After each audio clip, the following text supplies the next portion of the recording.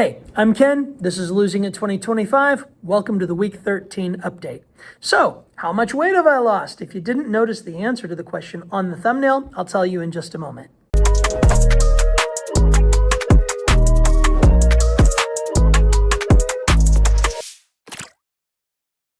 All right, so over the last week, measuring from Wednesday to Wednesday, I lost 4 pounds, and I'm very happy with that progress.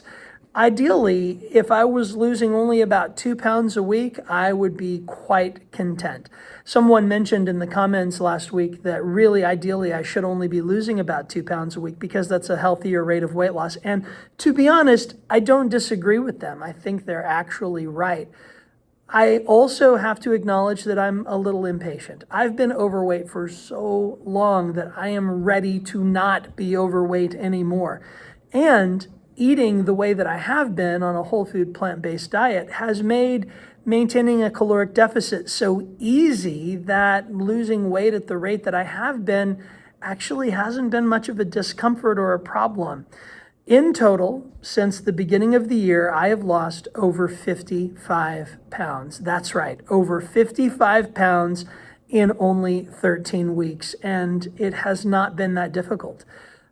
Now, I'm not going to say that it's always been easy. In fact, about a year and a half ago, I had tried to do this before. Let me show you a clip from one of the videos that I made on another platform when I was first trying to lose weight back then. This morning I stepped on the scale and it read a higher number than any number that I've ever seen on my scale before. It was 329 pounds.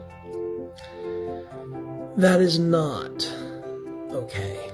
It's not okay with me. I've been close to this before. I've been 326 pounds before and then proceeded to lose about 60 pounds, but fell back into old habits. A variety of things happened, and long story short, here I am again. I don't want to be here. I don't want to be this weight. I don't like the way I feel. And so I am trying yet again to change. So, as you can see, I was a little bit younger. I had shorter hair and a shorter beard, and I was pretty bummed out about my weight. Now, I actually lost a little bit of weight as I was going through that initial effort, and then I gained it all back and more. In the video, I mentioned that I had gotten up to about 326 pounds. Well, when I started this weight loss journey that I'm on now, I'd gotten up to as high as 335. So clearly, I didn't make it. Why did I not make it before? What happened to me that I failed? Well, let me show you another clip from back at that time that'll give you a hint or two as to why I didn't succeed on my previous weight loss attempt. So I've been gone from this channel for a while now, probably about 3-4 months, and there's good reason. The reason is I fell bad off the wagon. Really bad. I'd lost about 20 pounds over the summer to the beginning of the school year. And when the school year came, busyness, all of the things, the things that knock you off course, the things that hit you in the teeth, the things that make you so busy you can't think, the things. Did you notice what I was doing there? Yeah. I was making excuses and I was giving myself justifications and I was minimizing the departures from my diet and the habit of tracking. In other words, I was being inconsistent. As I think back to that time, and as I think back to what I was and wasn't doing at that time and to how I was feeling about the whole process of losing weight, there's something that I recognize in myself today that was missing from those earlier attempts. And that is I wasn't desperate enough. I had not gotten to the point where I was truly dissatisfied with the status quo. I wasn't taking the situation seriously enough because, to be honest, I hadn't begun at that point to experience the chronic health conditions that I have since begun to experience. Listen, don't be like me. Don't make the mistake that I made. Don't wait until you have hypertension to change. Don't wait until you've been diagnosed with type 2 diabetes to recognize that you need to make a change in your diet. Look, I'm in my mid-50s. How I wish that I had made some of the changes then that I am making now, back when I was in my 40s or even in my 30s. I would be much healthier. I would feel much happier. I would be in a much better position today had I made the changes that I'm making today back a few years ago. So let me encourage you, don't procrastinate. Procrastination is the enemy of progress. Take your health situation seriously and begin to make changes today. So this is a critical time for me, and I just want to be honest about that. So having a little bit of a struggle, need to reset, picked up a couple of pounds that I lost, still way down from where I was, but still so far to go. It's too, the finish line is too far away for me to stop now, but it's hard. I just want to acknowledge that. Change is hard. Consistent change, persistent change, sustained change is difficult. So when you hit setbacks, when you hit those moments where things get difficult, recognize that that's part of the process, that learning how to cope with those moments and to acknowledge them, but then to move beyond them, that is key. As I look back upon the videos that I made in the past and the things that I had said, it's pretty clear that I was making a lot of excuses and that my commitment level to the changes that needed to be made were a little bit lacking. I mean, if you'd asked me at the time, I wouldn't have thought so. But the reality is, I didn't want it bad enough. I hadn't truly decided that it was time to change. I was just changing because I guess I thought I should or that I needed to, but I wasn't quite desperate enough yet. I seem to be now, because I have absolutely no intention of stopping. I guess you could say I've finally come to the realization that what's truly at stake isn't the number on the scale or how I fit into my clothes or how I look or even how I feel on any given day.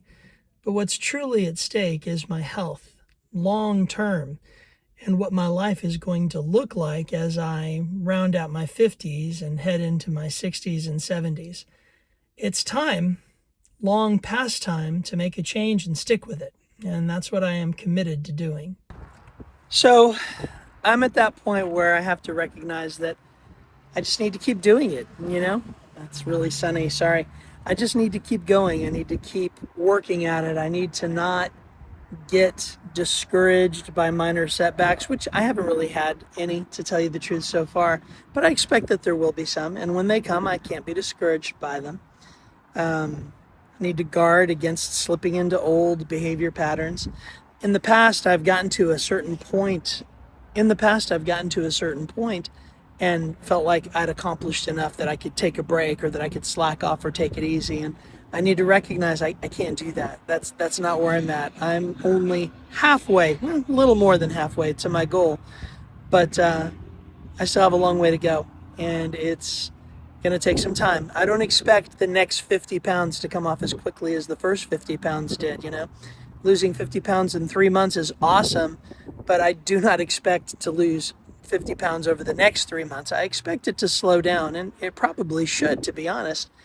That having been said, one thing that I haven't done prior to this point is really incorporated exercise into my plan at all. I wanted to focus the first 90 days on diet alone, and I've done that.